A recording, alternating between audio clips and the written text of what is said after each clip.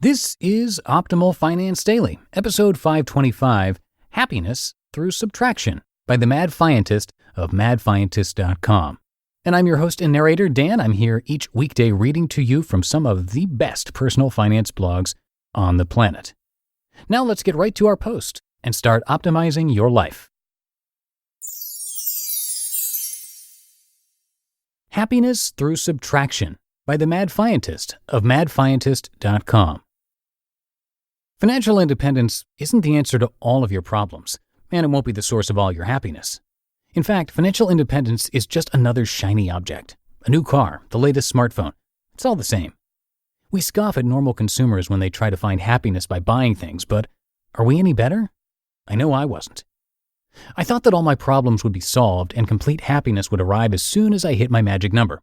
After all, why wouldn't I? Once I reached my FI target, I could do whatever I wanted, whenever I wanted.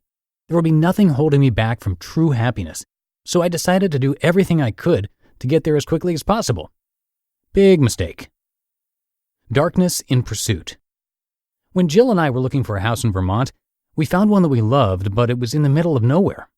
Although it was right in between her work and my work, it wasn't around anyone we knew, and it wasn't close to any of the things we loved about Vermont: ski hills, ice hockey rinks, breweries, etc.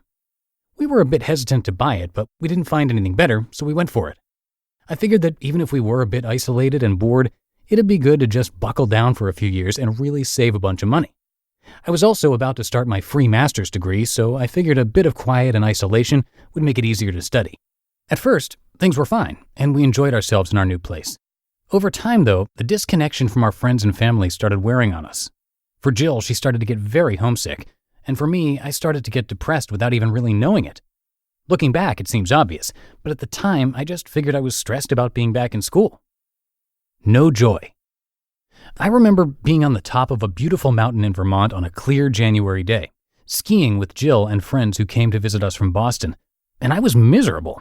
I thought to myself, what's the point spending $70 to be unhappy when I could be unhappy at home and at least be saving money and getting some schoolwork done? From that point on, I avoided anything that cost money. FI was the main focus, so I didn't want to do anything that would delay me crossing that finish line. Downward spiral. As I got closer and closer to my goal, however, the unhappier I became. Isolation was what initiated the unhappiness, but I continued to isolate myself more and more, which further increased my unhappiness. For an already homesick wife who was missing her new niece and nephew back in Scotland, having a husband that didn't want to do anything besides work, study, and write articles about weird tax avoidance strategies didn't really improve her happiness either. Is this it? Sometime during all of this, I hit my target number. And you know what? I didn't feel any different. The happiness that I thought would arrive didn't. It makes sense now that there's absolutely no reason why seeing X dollars in my bank account would make me instantly happy when having X dollars minus $1 sitting there didn't. But I was still surprised. All that work and I'm not any happier? Snap out of it. It wasn't until Jill described what had been going on that I realized how bad it had gotten. The isolation had made me unhappy. The unhappiness caused me to focus solely on the pursuit of FI and abandon everything else. And what resulted was not good for anyone.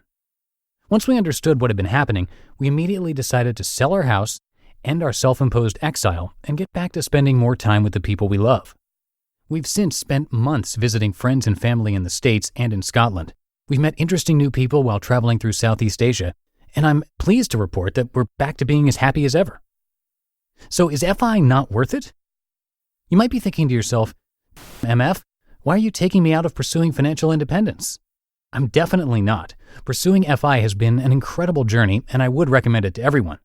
I would just caution you to avoid the FI tunnel vision that can occur and instead focus on the journey. That's where the magic is. I'll explain.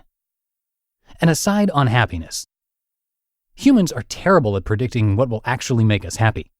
We think a new iPhone will make us happy, but soon after getting it, we grow accustomed to it and we revert back to our baseline happiness. We think more money will make us happier, but as our income grows, our frame of reference changes and the Joneses we compare ourselves to change as well. We think we'll be happy if we move into that nice, wealthy neighborhood. But once we get there, our peers are wealthier than our previous peers, and we're left wanting more. As Swiss economist and happiness researcher Bruno Frey describes in his book, Happiness, A Revolution in Economics, quote, There are many processes that may explain why higher income does not have more of an effect on happiness. The most important of these are that individuals adapt to their new standard of living and that they compare themselves to other individuals. It is not the absolute level of income that matters most, but rather one's position relative to the past and other individuals." End quote. So we're bad at predicting what will make us happier, and we quickly grow accustomed to bigger and better things. So what is the best way to pursue happiness then? Subtraction. Happiness through subtraction. When I was in Thailand basking in happiness once again, I read a book called Anti-Fragile by Nassim Nicholas Taleb. I plan to write a full review of that book, but one of the most impactful parts is when Taleb describes the value of subtraction when pursuing happiness. Quote, "Happiness is best dealt with as a negative concept. The pursuit of happiness is not equivalent to the avoidance of unhappiness. Each of us certainly knows not only what makes us unhappy, but what to do about it." End quote. This idea is so simple, but it is brilliant. We are terrible at predicting what will make us happier, but it's obvious what makes us unhappy. So rather than pursue something that likely won't actually improve our well-being, focus instead on eliminating the things that definitely make us unhappy, and the net result will be increased happiness. And that is why the pursuit of financial independence is such a worthwhile endeavor.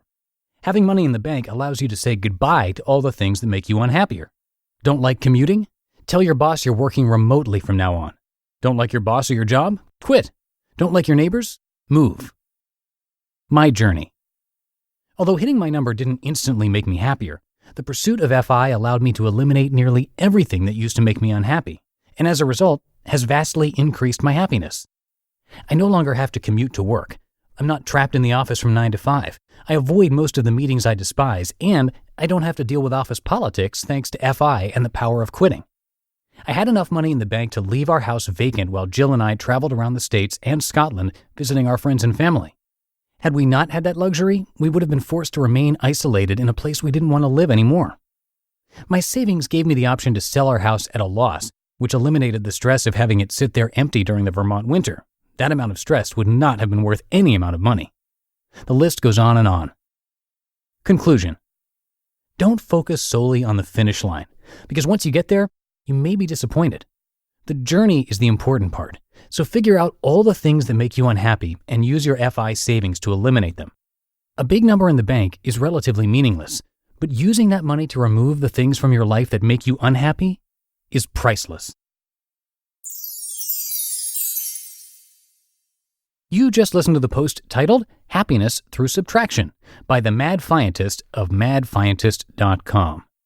And that'll do it for today. Thank you for your support as always and for being here with me every day. I'll be back with more posts for you next week. So have a great weekend, and I'll catch you on Monday where your optimal life awaits.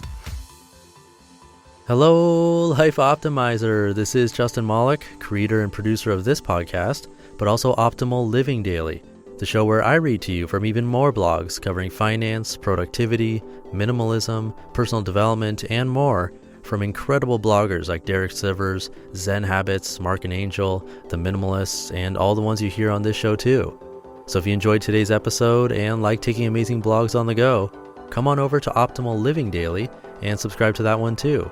And together, we'll start optimizing your life. You've been listening to Optimal Finance Daily. Be sure to hit the subscribe button to stay up to date on each new episode and head to oldpodcast.com. That's OLDpodcast.com for a free gift as well as more actionable tips and resources to help you maximize your potential. Thanks for joining us, and remember, your optimal life awaits.